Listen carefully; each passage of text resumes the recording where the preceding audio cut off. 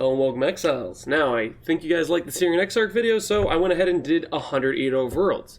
There was actually some interesting takeaways about the drop pool from this, something I didn't really expect, and I'll tell you what that is right after I do a quick showcase of this map, this boss. It's actually really fast. You'll see what I mean when doing this fight. If you have just a decent amount of DPS, it really doesn't end up taking that long. The reason being is compared to the Searing Exarch, his invulnerability phase doesn't really last that long. He says inescapable doom. All you do is you stand in the spheres until they pop. You'll see each one of these, they charge up and then they pop. You want to avoid the little floating balls that go around here. They will drown you, basically make your screen go black and make it so you can't hear anything, and then you die. But you'll see we basically skipped right through that invulnerable phase pretty fast, and then we just finish them off. Okay? Now, you'll notice something. I dropped an amulet. And you might be thinking, the amulet, that's the valuable drop.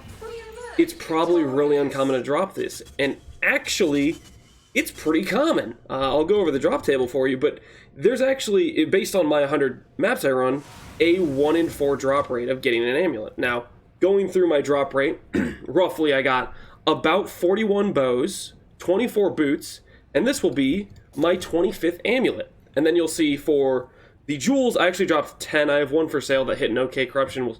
We'll see if it sells. And so this is something I didn't expect going into it. I thought the most valuable drop is probably the rarest, but really it's actually Melding of the Flesh that seems to be the rarest. Now, flashbang warning again, I'm going to have a text document that's white, so prepare yourself. I'm going to inch it on the screen slowly so you can transfer your eyes over to it. All right, so with these drops, we got 8 total forbidden fleshes. Now, this feels pretty similar to what I got with the Forbidden Flames.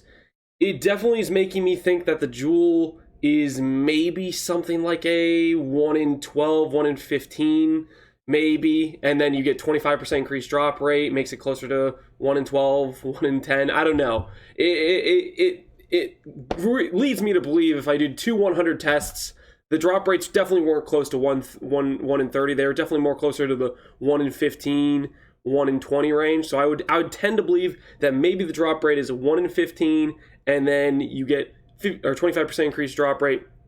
Maybe takes it closer to 1 in 9, 1 in 12 or something like that. That's just my estimation based on I've done 200 sets of both the map pools. Now, you may notice when you're checking the prices on these jewels that generally Forbidden Flesh is a lot cheaper than the Forbidden Flame version. If you have Profane Bloom for Forbidden Flesh, it's 10x or something like that. And this is the last time I checked Profane Bloom. And then Forbidden Flame would be 40x. Now, why is that price difference so large? And my theory for that is the Atlas is way more efficient to farm Eater of Worlds because of this thing right here. The 50% chance to get 50% more altars, basically. And basically Grimro and a lot of other people have said, hey, this is the way you go. You go with Eater of Worlds. My guess is more people are farming Eater of Worlds. There's a more powerful or more all-present amulet that people want in Ashes of the Stars. There's more reason for people to do this fight versus the Searing Exarch. So my guess is the Forbidden Flame and Forbidden Flesh, they have the same drop rates, but the Forbidden Flame costs more because a lot less people are running that, because more people are generating the screaming invitations and they care about trying to get in Ashes of the Stars, right? So, all in all, the drop rate was basically, it seems like maybe it's a 40% chance for bows, 25% chance for boots or amulets, and 10% chance for jewels. I don't know if that's how it actually breaks down. A lot of times I feel like they like to keep the numbers round when they're setting up their drop rates for different items and stuff.